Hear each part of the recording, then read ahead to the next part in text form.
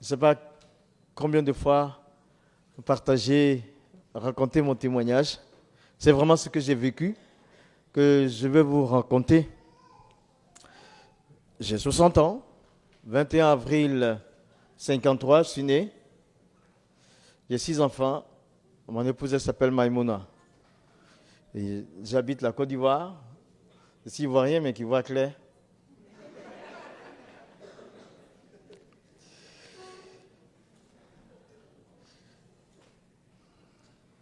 Mon nom, c'est Koné Moussa. Mon grand-père avait 40 enfants. Et il était imam. Je ne l'ai pas vu. Parmi les 40 enfants, il y avait 13 imams. Mon père était le 12e imam. Et moi, j'ai été pendant 10 ans imam. Comment ça s'est passé? Voici. À l'âge de 3 ans, mon père, il me disait, tu es Moussa, connais? Tu es musulman. Ton Dieu, c'est Allah Ta'ala. Et ton prophète, c'est Muhammad sallallahu alayhi wa sallam. Donc ça, c'est une phrase qu'il me répétait au moins 5 fois par semaine. À chaque fois, il me disait, tu es musulman, ton Dieu, c'est Allah, et ton prophète, c'est Muhammad sallallahu alayhi wa sallam. Donc, à l'âge de 3 ans, je savais qui j'étais. Quand j'ai eu 5 ans, il me réveillait à 5 heures du matin, comme les autres, les aînés, comme les adultes, pour prier. 5 heures du matin, tu ne te réveilles pas, c'est la chicotte. Voilà, donc, à 5 heures du matin, j'étais réveillé, comme les adultes, et on faisait la prière. Mais à l'âge de 5 ans, il me répétait aussi la même chose. Au moins 5 fois par semaine, il me disait, tu es musulman, ton Dieu c'est Allah, Muhammad c'est ton prophète, tu seras imam comme ton grand-père, tu seras imam comme tes oncles, tu seras imam comme ton père. Donc il a rajouté le titre dessus. Donc à 5 ans, je savais qui j'étais et qui je devais devenir. Ça m'a marqué, je savais. Mon père que je voyais était pour moi un héros. Je voulais être un imam, comme mon grand-père, comme mon père et comme mes oncles. C'était l'objectif de ma vie. Ainsi, l'arabe, ce n'est pas notre langue parlée. On ne parle pas l'arabe en Côte d'Ivoire. C'est le français qu'on parle. Mais s'il faut étudier la religion, l'islam, il faut connaître le Coran. Et pour connaître le Coran, il faut savoir articuler l'arabe. Donc j'ai commencé à apprendre à lire le Coran avec mon père, avec l'objectif que moi, je serais un imam. Le Coran, il est composé de 114 chapitres. Et il y a plus de 6000 versets. Et donc, pendant 5 ans, j'ai appris à tout lire. Tous les 114 chapitres, c'est ce qu'on dit, il a descendu, il a fini le Coran. Bon, on a tout terminé. Mais j'avais terminé le livre, les 114 chapitres, sans comprendre le sens. Donc, on est revenu là-dessus pour apprendre le sens de chaque mot. Ça a duré encore 5 ans. Donc, j'avais 14 ans, 14-15 ans au total, quand on a considéré que le Coran, je l'ai terminé. Donc, je pouvais comprendre le sens et je pouvais le lire. Et j'étais bien content. Ma famille était contente. C'était un honneur pour la famille dans cette situation, dans un tel cas. Donc, on organise une cérémonie. Il y a des maîtres coraniques qui sont assis avec le Coran ouvert devant eux. Et moi, je dois réciter par cœur 6000 et quelques versets. Il faut réciter, il faut bien. Alors, c'était dur, mais j'aimais l'islam. J'aimais mon père. J'aimais le sacerdoce d'imam. Je voulais garder la ligne des imams dans la famille. Et mon père était un héros pour moi. Je voulais lui ressembler en toutes choses. Donc j'ai récité 6000 et quelques versets par cœur. Des fois, quand il est l'heure d'aller prier, je commence à 6 heures du matin, on a fini vers tard dans l'après-midi. Quand il est l'heure d'aller prier, on arrête. Je vais prier, mais il faut se souvenir de là où tu as arrêté pour recommencer. C'était bon. Mon père était honoré. J'étais content. Puis ça va, on m'avait félicité. Parce que mes 2 aînés, en fait, mon père a eu 3 enfants. Il y a une qui est née en 47, c'est la première, Amina. Après, c'est Mohamed qui est né en 50, moi je suis né en 53. Les 2 autres étaient à l'école française. Et moi, il a dit, tu n'iras pas à l'école française, tu vas faire le Coran avec moi. Mais il avait voulu, il y a eu une dispute, une discussion dans la famille. Et ils ont dit, mais à ce temps-là, dans ces années-là, il faut pouvoir parler le français, il faut lire le français pour pouvoir se débrouiller dans la vie. Donc, ça a poussé mon père à m'envoyer à l'école française. Mais ça a duré 3 semaines. Après 3 semaines, bon, je ne pouvais plus. Et ce qui s'est passé, c'est que j'avais des affections dans les yeux, ça n'allait pas, j'avais mal. Une fois que j'étais à l'école française, j'étais devenu aveugle. On m'a sorti, il y a eu des opérations, et puis après, ça allait. C'est à partir du moment où ça allait que je suis resté là, maintenant à apprendre que le Coran. Personne ne pouvait me dire, va à l'école française encore. Et j'étais content d'apprendre le Coran. Ça, j'aimais bien. Mais un jour, pendant qu'on lisait le Coran, j'ai posé une question. On faisait le tafsir, l'exégèse. On travaillait dans les commentaires. Je demande à mon père 3 fois, je lui pose la question. Si aujourd'hui, pendant que nous sommes en train de lire le Coran, et si la mort vient, est-ce qu'on va aller au paradis? C'était ça qui m'intéressait. Je lui ai posé une fois la question.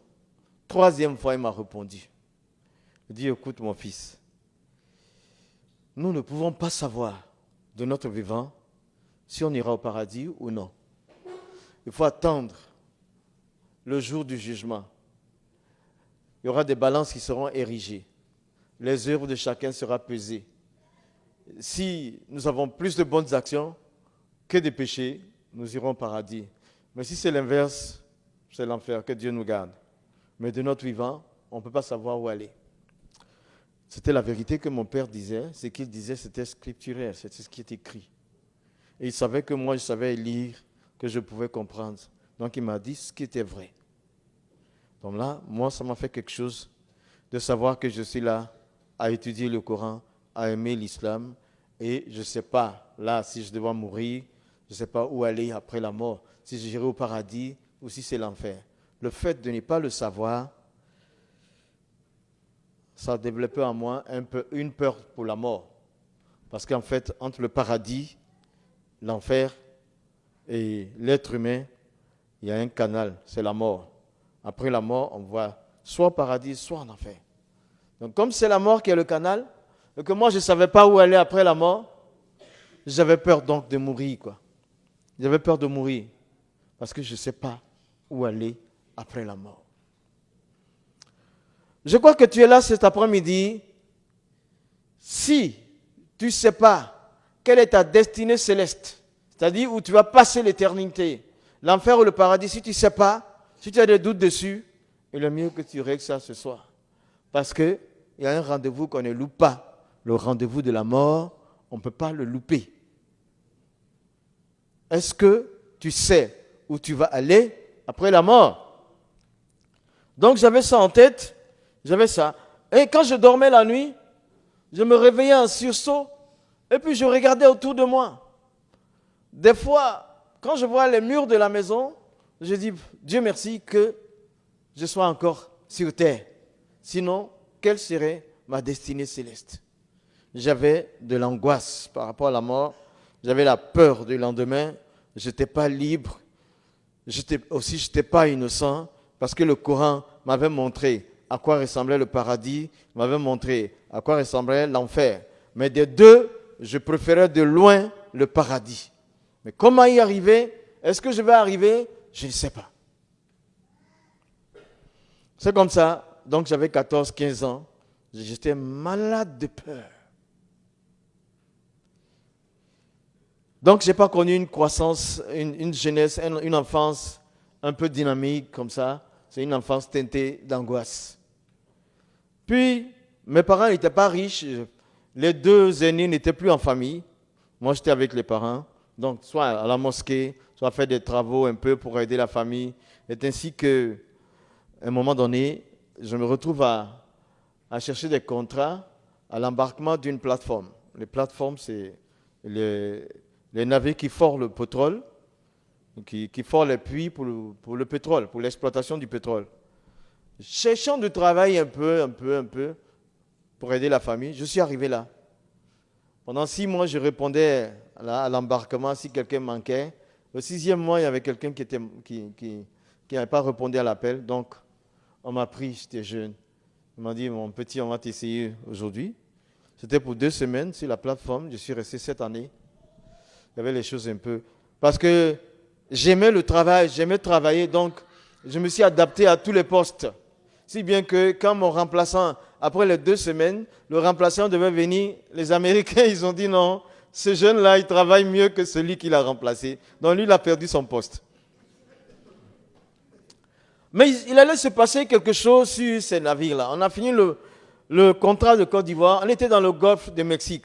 Je me suis retrouvé, il y a 200 membres d'équipage. Et je me suis retrouvé seul noir, seul africain, entre les 200 personnes. Tous étaient des anglophones. Britanniques, Américains, Irlandais, même Philippiens, tout ça. On était là. Alors, je n'avais jamais parlé l'anglais. Mais en moins de 10 jours, j'ai appris à parler l'anglais parce que même un outil, on va te le dire en anglais. Je ne sais pas comment Dieu fait les choses, mais... Alors, le commandant de bord, je crois, il s'appelle, je me souviens, c'est M. Wilford. Wilford, c'était le commandant de bord. Et un jour, il m'a vu, il me dit, mais tu t'appelles Moussa. Donc Moussa, ça veut dire que tu es un musulman. J'ai dit, oui, yes, sir. Je suis musulman. J'aimais que l'on reconnaisse ma religion. J'étais fier d'afficher. Yes, sir, I'm a Muslim. You're Muslim, yeah. Je suis musulman. Et donc, il me dit, ce soir, j'irai te voir dans ta cabine. C'est quoi? Le commandant qui vient chez moi? C'est impensable. C'est la première personnalité à bord. Moi, je suis la plus petite. Il est au 4e étage. Moi, je suis au rez-de-chaussée. Il vient me rendre visite. Et mes heures de travail, c'était 6 heures le matin à 6 heures le matin à 18 heures le soir. Voilà. On fait 12 heures de travail à bord, entrecoupé entre les heures de café. Donc, chaque fois, à 18 heures, quand je finis la prière et tout, je suis dans ma cabine, en train de lire le Coran. Et cet homme, ce soir-là, j'ai entendu frapper à la porte. Monsieur Wilford, il était là. Je suis honoré, je souriais, j'étais bien content. Mais après, juste après, j'ai vu dans sa main un livre. C'était un livre noir avec des écritures en or. C'était écrit Holy Bible, Sainte Bible. Ah, ça m'a pas fait du bien de voir ça. Sinon, c'est pas intéressant pour moi. Voilà, le commandant, il arrive chez moi, mais il vient avec le livre des chrétiens. Ah, ça, c'est pas bon pour moi. Ma cabine, elle était petite. Il y avait le lit, il y avait une table, il y avait la douche. L'endroit le plus confortable, c'est le lit. Et donc, le commandant, il s'invite sur mon lit, il s'assoit. Bon, c'est lui le patron, je ne peux rien dire. Mais en plus, il dépose son livre noir sur mon lit. Je pense à l'endroit où je mets la tête. Alors, c'est grave. Je n'ai pas pu me contenir. Je me suis retourné, j'ai vu là, les hublots du bateau. Il y a des petites fenêtres bateau là. Il y a des petites fenêtres, j'ai regardé, il y en avait 4 derrière moi. Et je ne sais pas à quel moment je suis parti vers lui, mais plutôt vers la Bible. Il était assis, j'ai pris le livre des chrétiens, la Bible. Je l'ai prise avec mes 2 mains. Et puis je suis allé à la fenêtre la plus proche du bateau. Et j'ai jeté ça par-dessus bord. J'ai jeté dans la mer, la Bible. Et puis j'ai regardé bien que c'est tombé. Et puis j'ai vu que ça flottait au creux des vagues. J'ai fait comme ça, c'est très bien fait. Mais je vous assure, Au moment où je me suis retourné comme ça, le commandant, il était souriant encore jusqu'aux oreilles. Ça m'a touché. Parce que je pensais que je lui avais donné un bon punch. Il avait osé. Mais il souriait. Je dis, mais les chrétiens, on ne peut pas les avoir. C'est fâché, et puis lui, il sourit. C'est quoi? Et puis, tout de même, malgré le fait qu'il soit l'autorité à bord, première, je dis, vous êtes le commandant, vous commandez hommes et machines à bord, et vous êtes venu avec la Bible me trouver dans la cabine. Je sais que vous voulez me parler de votre Jésus, mais si jamais vous recommencez, je vais débarquer et je vais aller chez moi en Côte d'Ivoire. Mais on était dans le golfe du Mexique, c'est pas la porte d'à côté, la Côte d'Ivoire. Je dis parce que je ne pouvais plus me contenir. Alors, lui, il m'a dit, easy, boy, doucement, mon garçon, doucement, mon garçon. Il était toujours souriant et il est sorti de la cabine sans dire mot. Mais qu'est-ce qu'il a fait après les jours qui suivaient? Il s'était attaché à moi. Quand il sort de son bureau, il interroge quelqu'un. Où travaille Moussa? C'est 200 personnes, c'est vaste la plateforme. On lui dit, soit je travaille avec le mécanicien aujourd'hui, j'étais l'homme à tout faire. Je m'adaptais à tous les postes sans avoir aucun diplôme. J'étais là, cette fois-ci, des fois je suis avec le mécanicien, dans le moteur, il fait chaud, je fais dégraissage, j'enlève les graisses, l'huile qui verse et tout, je nettoie tout. Et il arrive tout doucement, il met derrière son dos une canette de Coca-Cola bien glacée. Et puis il m'appelle, Moussa, attends un peu, arrête de travailler un peu. Et puis il me donne, il faut te désaltérer. Il était devenu mon ami à bord. Je l'aimais, mais je m'interrogeais. Je dis, c'est son affaire de Jésus qui me dérange. Sinon, cet homme, il est bon. Et même tout l'équipage disait, mais qu'y a-t-il entre ces deux personnes? Il ne m'a pas dit Jésus, il ne m'a pas parlé de Jésus, mais il était toujours très aimable avec moi. Il me raconte sa vie, la vie de sa famille, tout. J'ai fait 4 années à travailler avec eux pour aller la première fois en vacances. Et quand je retournais en Côte d'Ivoire, l'hélicoptère, ça descend sur le toit, là, pour nous prendre, pour envoyer à l'aéroport du pays où nous sommes. Et il m'a accompagné jusque là-haut. Je lui ai dit, voilà, moi j'ai eu assez d'argent pendant ces 4 ans, mais quand j'irai chez moi, ça va finir. Cependant, toi, tu es riche. Alors, qu'est-ce qu'il m'a dit? Non, ne vois pas les choses comme ça. J'ai ce qu'il faut pour moi et ma famille. Il est difficile à un riche de rentrer au paradis, autant il serait difficile à un chameau de passer par le trou d'une aiguille. Voilà ce qu'il m'a dit. Moi, j'étais loin de savoir que c'est un verset de la Bible. J'ai dit, mais comment, où il a sorti une telle parole? C'est pas possible. Cet homme, il aime Dieu, mais son affaire de Jésus, ça me dérange. Je suis venu en vacances et j'ai trouvé là, à Abidjan, quelqu'un qui avait travaillé avec moi sur le contrat de Côte d'Ivoire. J'étais le seul, en fait, à rester à bord pour aller. Lui, il était donc là. Il m'a dit, Moussa, il y a un Américain qui est là-bas à Cocody, il veut te voir. Un Américain? J'ai dit, laisse tomber les Américains. J'ai fait 4 ans avec eux. Je suis venu là pour être dans mon peuple et tout. Voilà, j'étais un peu orgueilleux, j'avais assez d'argent. Donc, j'ai dit, laisse les Américains tomber. Je ne m'occupe pas d'eux. Je ne l'ai pas écouté. Je suis parti dans la mosquée avec mon père. Dès que j'arrive, il se repose. C'est moi qui conduis toute la prière et tout. Et donc là, j'ai fait 9 mois. Et puis je suis reparti à bord. Je suis revenu pour d'autres vacances 1 an après.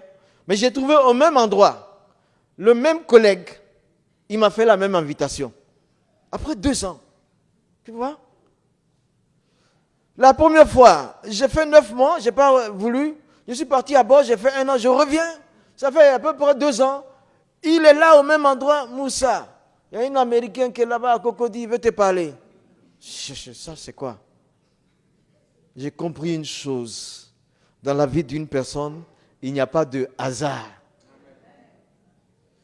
Je dis, je vais aller voir cet homme. Même le fait que nous soyons là cet après-midi, ici, toi et moi, ce n'est pas le fruit d'un hasard. C'était programmé avant la fondation du monde. Que tu serais là et que moi je serais là et que tu entendrais cette histoire. Donc fais attention, Dieu te parle. Donc je suis parti voir cet Américain, on avait à peu près le même âge. Mais il parlait l'arabe. Et à l'époque, je parlais l'arabe. On a parlé un peu l'arabe, pour moi c'est un musulman automatiquement. Et puis on a regardé le Coran ensemble. Donc je me dis, voilà un Américain qui parle arabe, qui maîtrise le Coran, ça c'est un musulman. Et puis on a parlé comme ça. On a fait 2 ou 3 heures ensemble. Et quand je partais, on s'est salué. Il m'a dit une phrase. Moussa, you know I'm saved. Moussa, tu sais, je suis sauvé. Oh, je lui ai répondu comme une boutade. Si tu es sauvé, c'est bon pour toi. Mais à peine j'ai donné mon dos, il y a une voix qui montait à mes oreilles, ça vient de mon cœur, ça monte, je ne sais pas, il y a une voix qui monte et à mon cœur et à mes oreilles. Voilà, la voix me dit, voilà un homme qui dit qu'il est sauvé. Et toi, Moussa, est-ce que tu es sauvé? Voilà un homme, un être humain comme toi qui est là, qui sait où il va aller après la mort. Il sait qu'il va au paradis. Mais et toi, Moussa, est-ce que tu sais où tu iras après la mort? Donc ça m'a ramené encore le problème que j'avais à l'âge de 15 ans. En ce moment-là, j'avais 35 ans. Il m'a ramené le problème que j'avais à l'âge de 14-15 ans. Cette histoire de je ne sais pas où aller après la mort. C'est revenu à la surface de ma vie. Et donc j'ai perdu toute joie de vivre. Parce que je me dis, dans ce travail qui est dangereux, on pouvait mourir à tout moment. Et moi, je ne savais pas la chose essentielle pour l'existence d'un être humain. La chose essentielle pour l'existence de ta vie et de ma vie, c'est de savoir où tu vas passer l'éternité. Si tu ne sais pas où passer l'éternité, tu ne peux pas avoir la paix. Parce que le rendez-vous de la mort, on ne peut pas manquer. À tout moment, tu peux mourir. Les jeunes meurent, les gens âgés meurent. Donc, je dis, j'ai compris que l'argent ne donne pas la paix. La plus belle femme, le plus bel homme, la plus belle maison, la plus belle voiture ne peuvent pas donner la paix seuls. Ceux qui savent où ils vont passer l'éternité ont cette paix à l'intérieur de Dieu d'eux. Donc j'étais encore retombé bas. Mais j'ai pris le courage, j'ai dit, bon, de toute façon, je suis musulman. Il y a un livre qui est pour moi le livre de mon Dieu, c'est Al-Quran Karim, le grand Coran. Donc, il est là, je sais le lire en français, en arabe, en arabe et en anglais, je sais le lire. Donc, j'avais ces différentes versions. Je suis parti à bord. Je me dis que cette fois-ci, il faut que je cherche dans le Coran pour savoir, pour avoir toutes les informations concernant le paradis. Je veux savoir, moi, en étant vivant, moi, je veux savoir où je vais aller après la mort, parce qu'après, ce sera trop tard. Donc, je repars à bord. Tous les soirs, 18 heures passées, quand je finis de manger, je suis dans ma cabine. J'interroge le Coran. Comment je vais rentrer au paradis? Est-ce que je peux entrer? Comment? Je veux le savoir maintenant. Donc, ça a duré 9 mois. Au départ, voilà ce que j'ai fait. Quand j'ai ouvert le Coran, j'étais dans la sourate 100, 100e sourate, à compter du verset 3. Voilà ce qu'il dit. Inna lisana li rabihi la kanudun. Wa innahu ala zalika la shahidun. Wa innahu li hubli khair la shadidun. C'est-à-dire, inna lisana, l'homme, les êtres humains, li rabihi la kanudun, auprès de leur Seigneur, sont ingrats. C'est-à-dire, tous les êtres humains sont ingrats devant Dieu et ils sont témoins de leur ingratitude. En un mot, le Coran il dit tout homme est pécheur devant Dieu parce que l'ingratitude c'est le péché. Tout homme pêche devant Dieu et tout homme est témoin du péché qu'il commet. C'est-à-dire le Coran est en train de me dire que moi, Moussa, je suis pécheur devant Dieu parce que je sais, je suis témoin du péché que je commets, et je sais que Dieu sait que je suis témoin du péché que je commets. C'était clair, en tant qu'être humain, le Coran dit je suis pécheur. Et là, ça veut dire quoi? Moi, j'ai pensé là. J'ai dit, mais je n'ai pas demandé à exister. Ce n'est pas moi qui me suis fabriqué. Mais voilà, le Coran dit je suis pécheur. Mais le problème, c'est que en tant que pécheur, moi, je veux aller au paradis. Je suis déjà pécheur, mais c'est le paradis qui m'intéresse. Qu'est-ce que le Coran peut faire pour moi? C'était ça mon problème. La sourate voisine, c'est la sourate 101. À partir du verset 3, il dit Fa'amaman sakulati mawazinuhu فهو في الشات الراديات وأما من كفت موازينه فأمه خاوية وما أدريك ما هي النار الحامية. Il dit, si tes bonnes œuvres surpassent le péché, tu iras au paradis. Mais si c'est l'inverse, tu iras nar hamiyat, c'est le feu ardent. Tu iras dans le feu ardent. Alors je me suis posé une question. Je dis, le Coran me dit, je suis pécheur, c'est bon. Et puis 101e sourate, il me dit, je dois avoir plus de bonnes actions que de péchés. Et je m'interroge, comment un pécheur peut-il avoir plus de bonnes actions que de péchés? Et puis là, j'avais 35 ans, je ne connaissais pas le nombre de mes actions, ni bonnes ni mauvaises. Je n'avais aucune comptabilité de ça. Donc ça veut dire que logiquement, je ne peux pas savoir où aller après la mort. Ça avait duré 3 mois. J'ai cherché dans le Coran pendant 3 mois. Je n'ai pas trouvé un seul verset qui me donne l'assurance de mon vivant que je peux rentrer au paradis. Il y a 113 fois, sur les 114 chapitres, il est écrit Bismillah Rahman Rahim.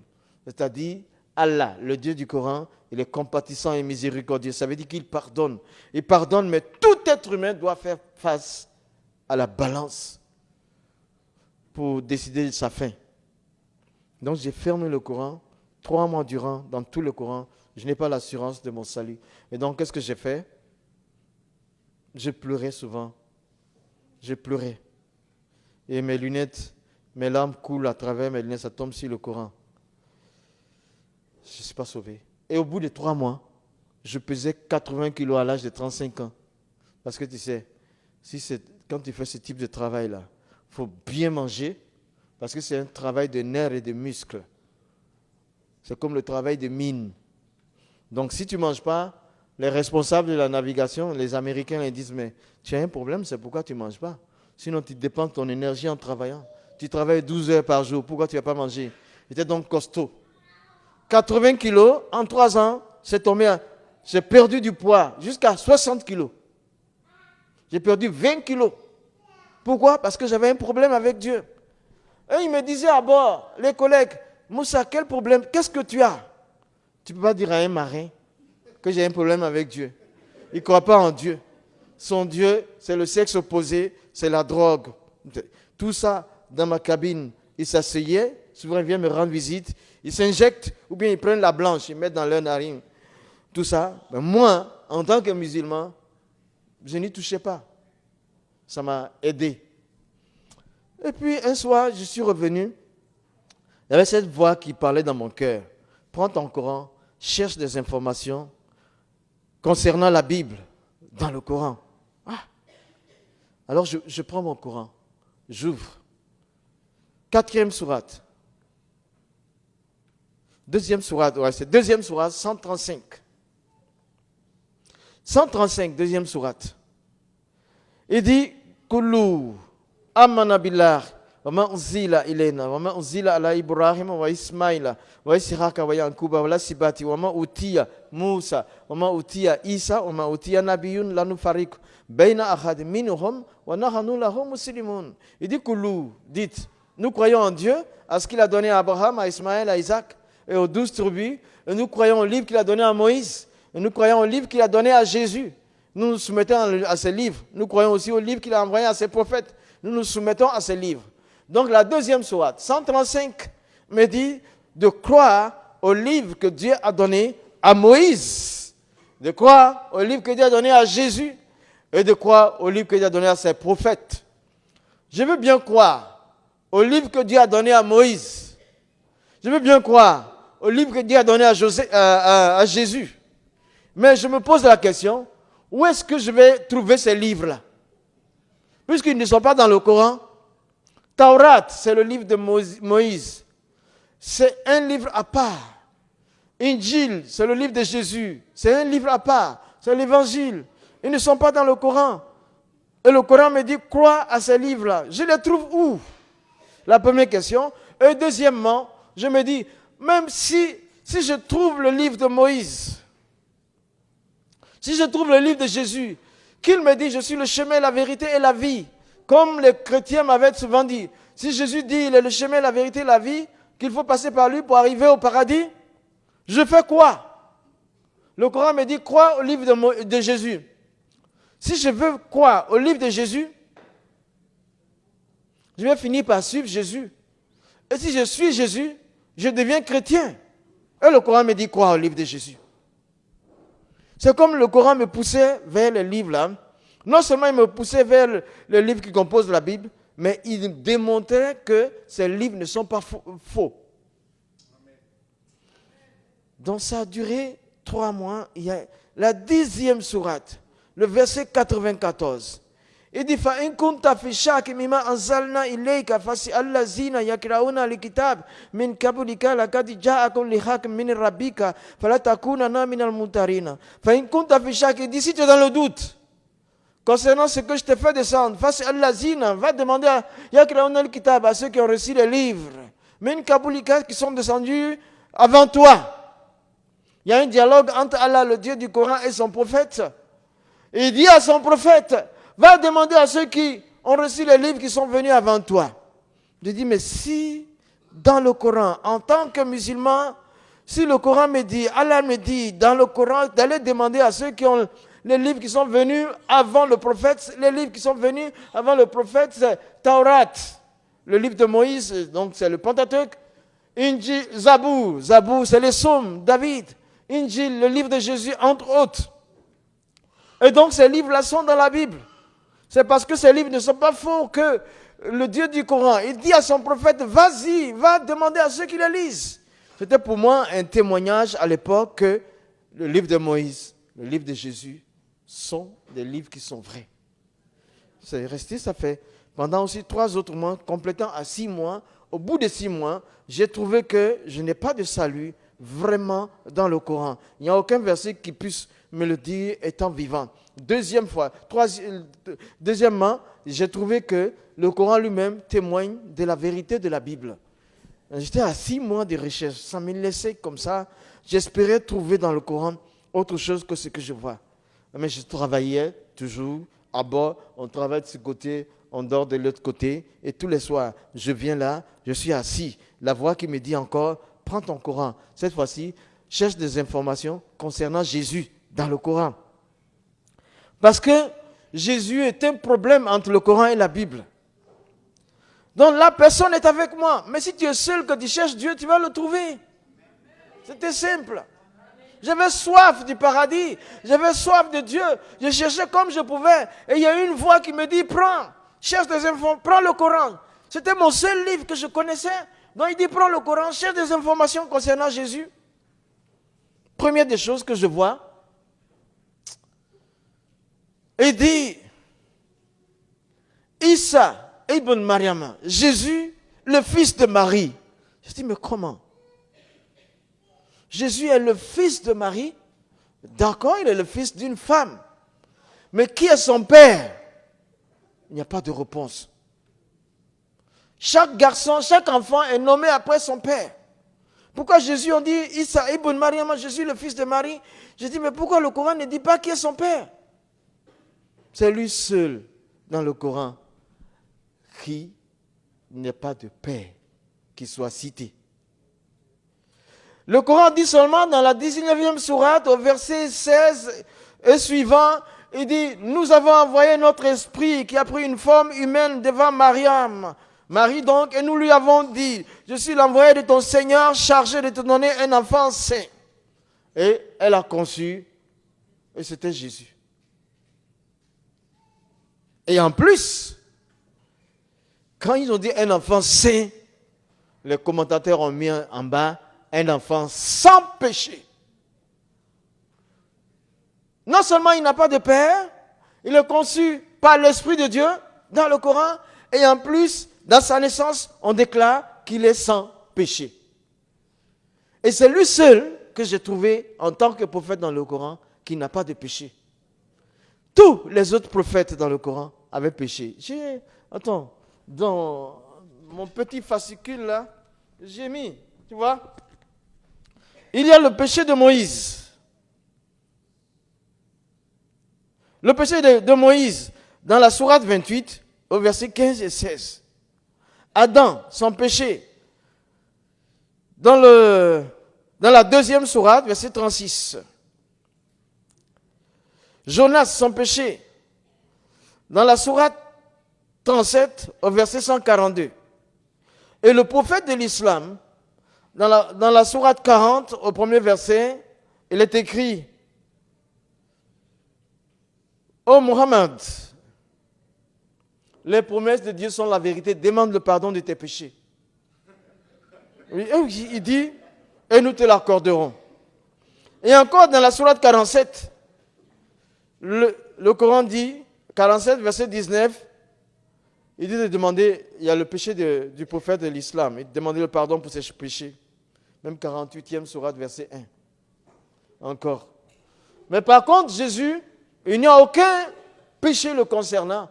Chaque fois qu'on le voit, il fait descendre la nourriture du ciel, il donne à manger, il guérit les malades, il ouvre les yeux aux aveugles, il ressuscite les morts. Il n'y a aucun péché le concernant d'un enfant saint sans péché. Ça m'avait impressionné par rapport à Jésus. Et dans la sourate 4, au verset 171, les titres de Jésus sont là. On dit encore Al-Masih, Jésus est le Messie. Lui seul est le Messie dans le Coran. Personne. Ensuite, dans la même sourate 4, 171, il est Kalimatullah, la parole de Dieu. Jésus seul est la parole de Dieu dans le Coran. On ne sait pas. Dans la sourate 3, verset 45, il est dit que Jésus est honoré sur terre et dans les cieux. C'est l'un des proches de Dieu parce qu'il est la parole de Dieu. Donc, quand j'ai vu ça concernant les titres de Jésus, impressionnant, on dit encore, il est Ruh l'Arb, il est l'Esprit de Dieu. Donc là, ce soir-là, je suis resté comme pétrifié par rapport à Jésus. Je venais de découvrir quelqu'un qui n'est pas trop... C'est un prophète dans le Coran comme les autres, mais a des singularités. Il est distinct par rapport aux autres. Et quand on prêchait dans la mosquée, on n'ose pas trop prêcher de Jésus. J'ai fermé le Coran doucement. J'ai dit attention avec Jésus. Parce que si tu vas le rencontrer ici sur terre, ou bien là-bas tu le rencontreras, parce qu'il est la parole de Dieu. J'ai fermé doucement. Ça, je ne veux pas d'histoire. Ouais, mais j'étais un peu... Et le lendemain, je viens encore dans ma cabine, la voix qui me dit, prends ton Coran, cherche encore par rapport à la crucifixion de Jésus. Je n'avais pas de paix, mon âme était tendue vers le ciel, je cherchais, je ne savais pas comment trouver. Et Dieu, je crois que cette voix-là, ça devait être la voix de Dieu qui me dit cherche. Le seul instrument de connaissance que j'avais, c'était le Coran. Cherche dans le Coran par rapport à la crucifixion de Jésus. Parce que quand j'étais là-bas par terre, quand j'étais à terre, quand je n'étais pas sur le bateau, des fois, il y avait quelques chrétiens qui avaient tenté de m'évangéliser. Mais ça avait mal, ça se terminait toujours mal, parce que j'étais verbalement violent. Je les renvoyais, je les insultais. Et quand ils me disaient que Jésus est crucifié, je dis, allez-y vous faire voir. Mais là, j'étais tout seul là. La voix me dit, prends le Coran, cherche par rapport à sa crucifixion, la crucifixion de Jésus. D'accord. J'ouvre le Coran, 4e sourate, verset 156 à 158. Ces 3 versets-là. Mais dans ces versets 156 à 158 de la 4e sourate, la crucifixion de Jésus est rejetée. Le Coran dit, Rama Katalour, Rama Salabour. Ils ne l'ont point crucifié, ils ne l'ont point tué, ils ne l'ont point crucifié. Bal Rafalah. Il a été élevé au ciel. Que Jésus n'est pas crucifié, mais c'est quelqu'un d'autre qui a été à sa place. Le jour que j'ai trouvé ça, j'étais un peu content parce que j'ai trouvé quelque chose contre la foi chrétienne. Je dis, ça va là, les chrétiens me disent comme s'il est crucifié. Là, non, il n'est pas. Mais juste quelques minutes passées, il y a la voix qui me dit, mais toi, est-ce que tu es sauvé? Et puis j'ai commencé à réfléchir sur le fait que le Coran dise que Jésus, qu'il y a eu crucifixion. Quelqu'un a été crucifié, mais ce n'est pas Jésus. c'est quelqu'un qui lui ressemblait. Là, j'ai réfléchi. Qui? Le commentateur dit que Dieu, dans le Coran, a mis la ressemblance de Jésus sur une personne et les autres l'ont prise pour Jésus, l'ont amené crucifié. Alors je me suis posé la question, c'est Dieu qui a mis la ressemblance de Jésus sur quelqu'un et puis on a pris cette personne pour aller la crucifier. Est-ce que Dieu peut tromper les gens? C'est ça. Je dis, est-ce que Dieu peut tromper les gens? Et puis je me dis, la personne qu'on a amenée crucifiée à la place de Jésus, pourquoi elle n'a pas dit, je ne suis pas Jésus, ne me crucifiez pas? Donc ça trottait dans ma tête, je n'avais pas la paix avec ce verset. Bon, j'ai laissé comme ça, je dis non, c'est pas possible. Il y a quelque chose qui ne va pas. Et puis, je vais plus loin, je reviens en arrière dans le Coran, 3e sourate, verset 55. Là, il y a un dialogue entre Allah, le Dieu du Coran, et son prophète Jésus. Là, dans le Coran. Dans le Coran, Jésus est un prophète. Alors il dit, Allah dit, Ya Isa, toi Jésus, inni mutawafika, je te fais mourir, wa rafiuka, je te lève à moi. Je dis, attends, inni mutawafika. Allah dit, Ya Isa, toi Jésus, inni mutawafika, je te fais mourir, wa rafiuka, je te lève à moi. Il dit, je te fais mourir. Il dit à Jésus, je te fais mourir. Et puis il lui dit, je te lève à moi. C'est deux verbes qui sont collés. Il n'y a que « et ». Une condition, une coordination, je ne sais pas quoi. C'est conjonction de coordination. Ça, c'est le français. Donc, c'est « e ». Inni mutawafika, je te fais mourir. Conjonction de coordination, c'est « wa ». Et « rafiuka », je te lève. Mourir, élevé. Voilà les deux verbes. Quand un mort est élevé, c'est qu'il est ressuscité. Dans ma tête, c'était comme ça. Et je venais de découvrir quelque chose. Donc Jésus a été mis à mort et ressuscité. Ça m'a troublé un moment. Et puis je dis, mais ça c'est écrit, c'est de l'arabe. Inni mutawafika, je te fais mourir, wa rafiuka, je te lève à moi. Rafa c'est élevé. Il dit, wa rafiuka, ça c'est composé. Rafa c'est à l'infinitif, c'est le verbe élevé. Élevé, un mort est élevé, il est ressuscité. Jésus est mort et ressuscité. Mais maintenant, la prochaine question qui est dans ma tête, comment est-il mort? C'était tout le problème pour moi. Je vous dis, une chose, on peut vous tromper sur toute chose. Tout, on peut vous tromper. Même vous donner un chèque qui n'a pas de provision, peut-être ça vous est déjà arrivé. Que quelqu'un vous donne un chèque et puis vous allez à la banque, on dit qu'il n'a rien comme sur son compte. On peut vous tromper. Un frère peut tromper un frère. Une sœur peut tromper une sœur. Je veux dire physiquement. Un homme peut tromper quelqu'un d'autre. Même ton père peut te tromper. Ton fils peut te tromper. Mais une chose pour laquelle il ne faut pas qu'on te trompe, sur le salut de ton âme. Demain, ton âme va rester où? Il ne faut pas qu'on te trompe dessus. Tu dois tout voir, tout savoir. C'est pourquoi moi, je voulais tout savoir. J'ai dit, mais Jésus est mort et ressuscité, d'accord, dans le Coran. Mais maintenant, comment est-il mort? C'était la question qui a tourné dans ma tête pendant une nuit. Le lendemain, je dis, c'est pas compliqué. Le verbe là, c'était un verbe arabe. C'est le verbe tawafa qui a été mis là-bas, mis à mort. Donc, le verbe tawafa, je vais faire des recherches avec. Et l'arabe, c'est comme l'hébreu. C'est riche comme l'hébreu et plus riche que le français. Alors, je prends tawafa. Après mes recherches, je trouve que ce verbe-là décrit une mort violente. Quand quelqu'un violemment a été mis à mort, quand quelqu'un est mort suite à une violence, on peut écrire il est mort, mais on va mettre le verbe tawafa. Et la crucifixion, c'est un acte violent.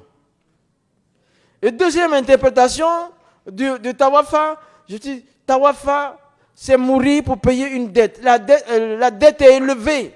Il y a une grosse dette. Il faut une vie humaine. Donc, quelqu'un est mort et la dette est payée. Ils vont mettre le verbe tawafa. Il est mort, mais tawafa. Donc, on met tawafa, ça veut dire qu'il est mort pour payer une dette. Ça, c'est la crucifixion. C'est aussi mourir pour atteindre un but. Donc quand j'ai vu tout ça, j'ai conclu que Jésus est mort, mais il est mort pour payer la dette du péché. Donc c'est la crucifixion. Ce jour-là, j'avais vu que Jésus était mort et ressuscité dans le Coran. Dans la 3e 55 et dans la 4e 156 à 158, on dit que c'est quelqu'un d'autre.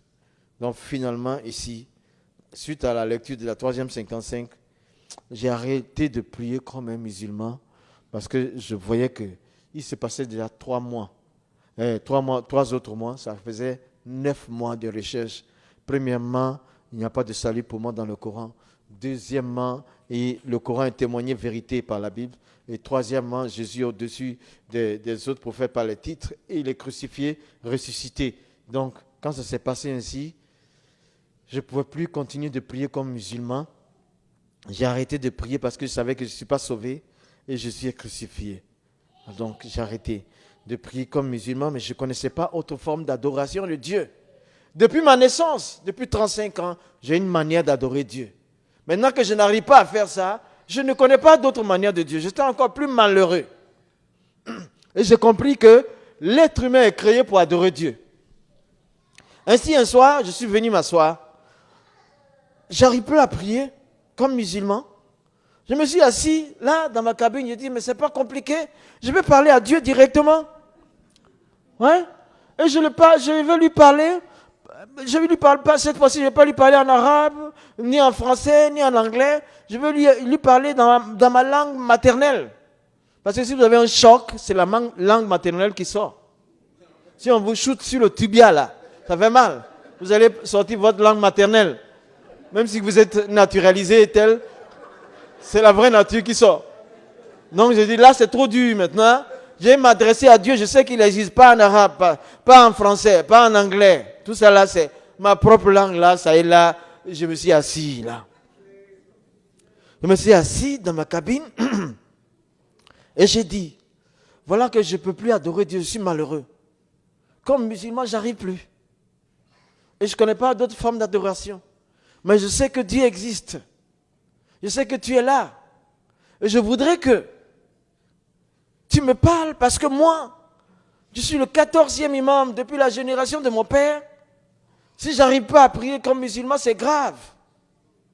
Et je ne peux pas devenir chrétien parce que c'est impensable. On ne peut pas imaginer ça. Donc comme tu es Dieu, fais ce que tu veux. Dieu, il est Dieu et il reste Dieu, il restera toujours Dieu. Si vous lui lancez un défi, il va le relever. Il était 21h. Dans ma cabine, j'ai éteint la lumière mécanique. J'ai touché à l'interrupteur, ça s'est éteint là. Quand j'ai fini de parler comme ça avec Dieu, je vais me coucher. À peine mon doigt a touché le lit. Ah, il y a une autre lumière qui était là. Il y a une autre lumière. Qu'est-ce que c'est? Je me souviens d'avoir bien éteint une autre lumière. Je m'assis. Et puis, le temps de revenir de cette surprise, je sens une présence physique dans la cabine. Je vois, il y a un homme qui est là. J'étais assis et il a mis la main sur mon épaule. Droite. J'avais peur. Mais je me suis dit à un moment donné, même si j'ai peur, on n'est que deux. La peur ne me servira à rien. Donc il vaut mieux faire quelque chose, être courageux. Je lève la tête, je regarde le visage. C'est un visage compatissant. Un visage d'amour. Et il me dit, Moussa, tu as entendu ce que tu devais entendre. Tu as vu ce que tu devais voir. C'est à toi de décider. Dans le Coran me disait, la personne me disait que c'était à moi de décider. Je devais décider maintenant. La décision était de mon côté. Toutes les informations recherchées étaient obtenues. La décision, elle ne prendra pas la décision à ma place. C'est moi qui dois décider.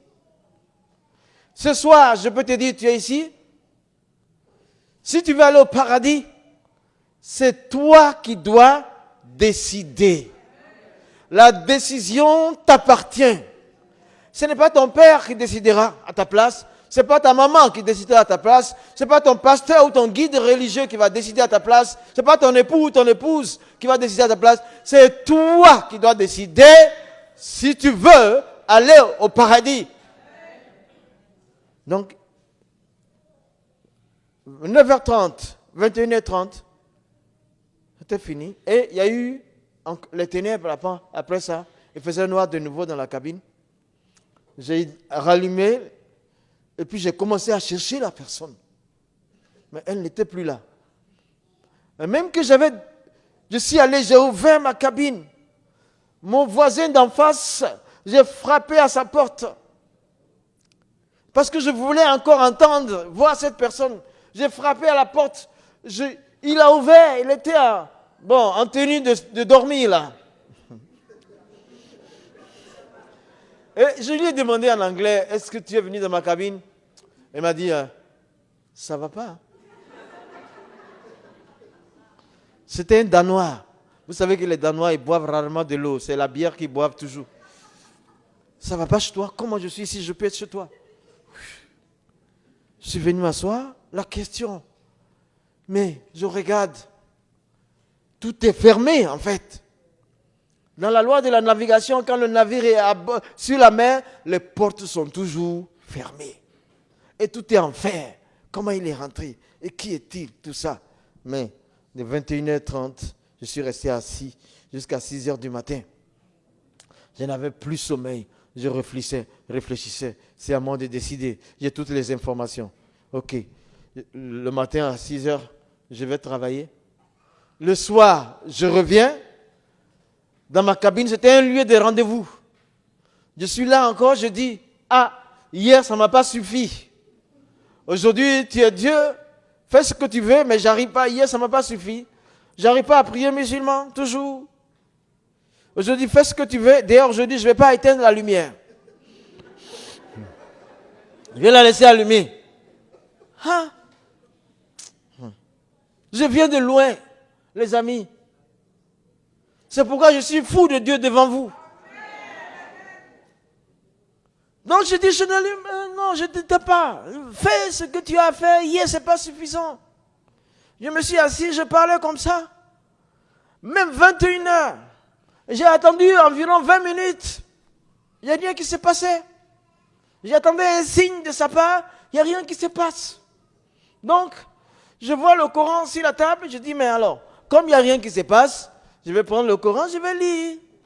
Je prends mon Coran, je lis. Et cette fois-ci, en lisant, je lisais avec une adhésion à l'islam. Je lisais le Coran, j'étais envolé dans la lecture du Coran. Jusqu'à un moment donné, j'ai vu une braise enflammée sur le côté droit du Coran qui perçait les pages. Et je voyais, j'étais surpris. Et en quelques secondes, il y avait une succession de petites braises qui venaient de dessous le plafond, mais qui tombaient que sur le livre, uniquement sur le livre, que je tenais entre mes mains. Alors à ce moment-là, tout a flambé, tout le livre a flambé, en quelques secondes. Et je tenais dans mes mains, je n'ai pas eu l'idée de rejeter parce que j'y étais de nouveau attaché, donc je m'attendais à avoir des brûlures dans les pommes. Mais terrorisé, j'assistais là, impuissant à ce spectacle, et puis un coup, la couverture de carton dur, tout est parti. Tout est parti en fumée. Tout le livre, les pages et la couverture, tout est parti en fumée. Et dans ma main, je n'ai ressenti aucune brûlure. La seule blessure que j'ai ici, c'est dû à un accident à bord. Donc, tout le livre est parti, consumé. Rien que le livre, rien d'autre n'a été touché. Il était 21h30. J'étais renversé, je ne sais pas dire bouleversé, terrorisé. Je me dis, comment je vais demander à mon Dieu et il va brûler son livre? C'était un peu trop fort. Je suis resté sans dormir. Ça faisait 2 nuits, 2 jours que je n'avais pas dormi. Troisième nuit, je suis arrivé là, dans ma cabine, et puis j'ai dit cette fois-ci, non, je ne veux plus rien voir. Je ne demande plus rien à Dieu, parce que là, ça m'a fait peur, je ne demande plus rien. Alors j'ai eu cette pensée. Si je dors, je vais rêver. Et si je rêve, il est possible qu'il me montre quelque chose. Donc, vaut mieux pas dormir du tout. Vaut mieux pas dormir. Je suis resté à lutter contre le sommeil. Quand je dors quelques secondes, je me reprends. Je suis resté éveillé 4 jours, 4 nuits, sans dormir. Humainement parlant, ce n'est pas possible. Mais il n'était plus question des choses humaines. On était dans une sphère spirituellement élevée. Le ciel, ce n'est pas le calcul de la tête. C'est par le cœur qu'on rentre au ciel. Le ciel, c'est Dieu. Donc tout ce qui était humain était dépassé. Je marchais et encore, mes amis américains me disaient, mes collègues, Moussa, what is happening to you? Qu'est-ce qui se passe? Je vais lui dire quoi? J'ai problème à Dieu, il ne va pas comprendre. Je dis à rien. J'étais là, dans des tourments, dans des pensées, seul à vivre ces choses, c'était terrible pour moi. Et 5e nuit, je suis arrivé, décidé à lutter contre le sommeil. J'ai lutté pendant peut-être 5 minutes, mais alors je ne pouvais plus. Mes nerfs craquaient. Je suis tombé dans un profond sommeil. Vous savez, c'était comme ça, tu vois. C'était comme ça. Je me suis endormi, simplement, entre les mains de Dieu, comme ça. Toute résistance fut vaine. J'ai compris une chose. Vous et moi ce soir, ce qui est important en nous, ce n'est pas les vêtements que nous portons. Ce n'est pas le diplôme que nous avons. Ce n'est pas le compte en banque. C'est le souffle de Dieu qui est en nous. Et quand il le retire, s'il retire ça, on est inerte. J'étais à la merci de Dieu de nouveau. Me voici, endormi. Et là, évidemment, je ne pouvais pas empêcher ce rêve-là. J'ai rêvé et il en a profité. À environ 200 mètres, il y avait comme un être humain, mais la particularité de cet homme, cette personne, c'est qu'elle avait des yeux comme des phares de voiture. Marchait vers moi. En même temps, elle me blissait la vue. Donc j'en avais peur. Je me protégeais, mais j'allais à reculons. Il vient sur moi. Je recule, il avance. Je recule, il avance. J'ai peur. Il avance. Je dis, tu me fais peur. Je recule, il avance. Et à un moment, j'avais tellement reculé que je ne pouvais plus reculer. Je me dis, c'est une confrontation à ne pas remettre. Je me suis arrêté. Et puis, j'ai commencé à développer un courage, une détermination maintenant, de le rencontrer, de me confronter avec lui, qui qu'il soit. Je commence à marcher vers lui. J'étais ébloui, mais je marchais vers lui. Il avançait vers moi. À un moment donné, il s'arrête. Je constate qu'il s'est arrêté. Et que je suis le seul à marcher vers lui. Et quand j'étais proche de lui, il a commencé à reculer. J'ai dit, mais qui es-tu? Je veux savoir qui tu es. Il me dit maintenant, tu me fais peur, Moussa, tu me fais peur. Et il recule. Et en reculant, il dit, il n'y a pas d'autre Dieu qu'Allah et Mohammed est son prophète. La ilaha illallah, Mohammed est Rasulullah. Tu me fais peur. J'ai dit, attends, je veux voir qui tu es. Il a reculé, il reculait. Et je me suis réveillé de ce rêve-là. L'interprétation n'est pas compliquée. C'était seulement le départ de l'islam de ma vie. Après 9 mois de recherche, pas de salut pour moi dans le Coran. Le Coran témoigne de la véracité de la Bible.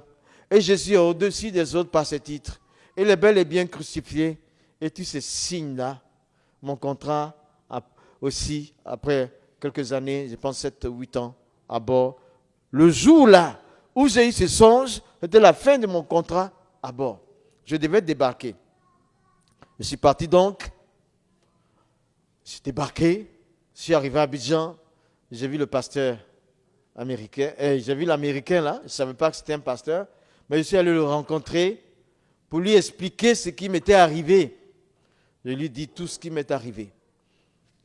Et il me dit, Moussa, qu'est-ce que tu vas faire avec tout ça? Avec tout ce qui t'est arrivé, qu'est-ce que tu vas en faire? Je lui ai dit, je vais donner ma vie à Jésus. Alors ce jour-là, elle était assise face à moi, dans son petit bureau, à Cocody Danga, pour ceux qui connaissent la Côte d'Ivoire, Abidjan. Elle était assise là, c'est 25 décembre 1987. J'étais assis en face de lui. Et j'ai commencé, moi, immédiatement à parler avec Dieu. Dès que je me suis assis, que je lui dis, je vais me donner ma vie à Jésus, j'ai commencé à parler avec Dieu. Je lui demandais pardon, pardon à Dieu, pardon. Je ne connaissais pas la prière chrétienne. Je disais pardon à Dieu, je lui demandais pardon pour tous mes nombreux péchés. Je demandais pardon jusqu'à un certain moment. J'ai senti une oreille très, très attentive. Et quand j'ai continué de demander pardon. J'ai senti dans mon cœur que j'étais pardonné pour mes nombreux péchés. Et puis je continue de lui demander pardon. Je sens que mes péchés sont pardonnés. Et après ça, je sens que la peur de la mort que j'avais est sortie de moi. Donc du coup, Dieu il m'avait pardonné. Donc la peur de la mort n'avait plus de place en moi. J'avais peur de mourir parce que mes péchés pesaient sur moi. Mais à partir du moment où mes péchés sont enlevés, la mort n'a pas de sens pour moi. Elle ne montre que son incapacité pour moi. Jésus m'a pardonné. Il n'y a plus de péché. C'est comme ça, il a dit, Jean 5, 24, en vérité, je vous le dis. Celui qui écoute ma parole et qui croit à celui qui m'a envoyé, il a la vie éternelle. Il ne vient pas en jugement. Il est passé de la mort à la vie. Donc, je suis pardonné. J'ai entendu la parole de Christ. J'ai accepté Jésus. Dieu est devenu mon Père. Je suis pardonné. Donc, je suis immédiatement passé depuis 25 ans de la mort à la vie. Je suis vivant, je ne meurs pas. Je suis vivant, je ne meurs pas. Je suis vivant, je ne meurs pas. Un jour, je vais m'endormir physiquement parce que mon corps qui est déjà un peu vieillissant, il va se reposer, il va partir de poussière. Mais mon âme ira chez mon Père. Donc, dès que j'ai su ça, parce que Pierre a dit, 1 Pierre 3, 18, Christ a souffert une seule fois pour les péchés, lui juste, pour des injustes, ayant été mis à mort quant à la chair, mais rendu vivant quant à la vie. Jésus, le juste, a souffert une seule fois sur la croix. Il était juste à cause de nous les injustes. Pourquoi? Dans le but de nous prendre, nous enlever nos péchés et nous amener chez Dieu. Il a été mis à mort par la chair, son physique, et il a été rendu vivant par l'esprit. Alors ce soir encore, je peux sentir. Et puis après, c'était à mon tour de dire à cet Américain-là, cette fois-ci, c'est moi qui lui serre la main. Je lui serre la main, je dis, you know, I'm saved too. Je suis sauvé aussi, moi. Je suis sauvé, moi. Je suis sauvé. Je suis sauvé. I'm saved. I know the Savior. Je connais le Sauveur. Il s'appelle Jésus. Il s'appelle Jésus. Il n'y a pas d'autre sauveur. Pas possible. Jésus n'a pas montré un chemin. Il dit que lui-même, il est le chemin. Tous les leaders religieux ont montré des chemins. Jésus dit, I am the way. Je suis le chemin. Annahu atarik. Je suis le chemin. Je suis le chemin. Je suis le chemin. Il est le seul chemin pour aller au ciel. Partout où on va, on emprunte un chemin. Tu as emprunté beaucoup de chemins dans la vie. Il y a eu des chemins du péché. Tu as consommé le chemin du péché. Tu as marché dans le chemin du péché. Mais Jésus, il t'aime. Il te donne un chemin de bonheur, un chemin de résurrection, un chemin de vie éternelle. Ce soir, il est là, Jésus. Il est là, Jésus. Moi, je l'ai reçu depuis 25 ans. Je me suis sauvé. C'est pourquoi je n'ai pas peur de mourir. La mort pour moi est un gain.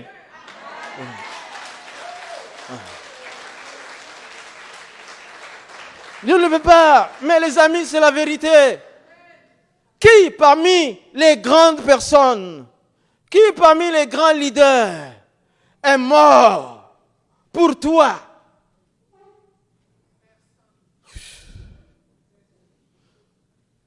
C'est pas possible. Quand j'ai dit à John, il s'appelle John, j'ai dit, you know, I'm saved too. Je suis parti. Je suis parti de celui, le but était accompli. À l'époque, mon aspect, vous savez, c'était l'époque où on était afro. On avait les cheveux afro comme des cases rondes. C'était comme ça. Moi, j'avais une grosse tignasse comme ça. Même quand je travaillais, un tournevis de 10 cm, je le mettais dedans. Je le mets dedans et puis je travaille, je reprends. Et c'était comme ça, j'étais avec un jacket, blue jean. Et puis un t-shirt en bas. Che Guevara. Bottillon américain. C'était mon aspect. Mais je pleurais. Je pleurais. Tout était mouillé. De larmes de joie, de larmes de paix, de larmes de réconciliation. J'étais réconcilié avec Dieu. Non, c'est fini. Et puis, je partais, je suis sorti de chez lui. Je suis arrivé devant la poste de Cocody. J'étais là, je réfléchissais à tout. Mon aspect vestimentaire, ma tignasse afro. Je me suis arrêté dans le public là. À côté, je me suis arrêté tranquillement. J'avais comme les yeux fermés. Et puis, je voyais défiler mes péchés, les yeux fermés. Ça passait. Et la voix dit, tu vois, tu étais exécrable. Mais je t'ai pardonné. Ça a duré 10 minutes parmi les gens. Et quand j'ai ouvert mes yeux, il y avait un attroupement là. Des personnes qui se sont dit, mais ce jeune homme là, qu'est-ce qui lui arrive? Il se bloque comme ça en public. Et puis le plus âgé, c'était un papa sénégalais là, qui vendait les journaux là. Il avait un kiosque à journaux. Il s'est approché vers moi et dit, petit, qu'est-ce qui se passe? Il dit, petit, il y a quoi? Je lui ai dit, c'est Jésus. Et il a dit aux autres devant moi que le jeune homme là, il devient fou. Mais c'était vrai. Il avait dit la vérité. Écoutez, j'avais 35 ans. Et c'est ce jour-là, je m'étais converti à Jésus. Et il a vu que j'étais fou. C'était une folie qui a commencé à 35 ans, mais qui dure maintenant jusqu'à 60 ans. Je suis fou. Les amis, je vous dis que je suis fou. Je suis fou, mais je suis fou de Dieu. Je suis fou de Dieu.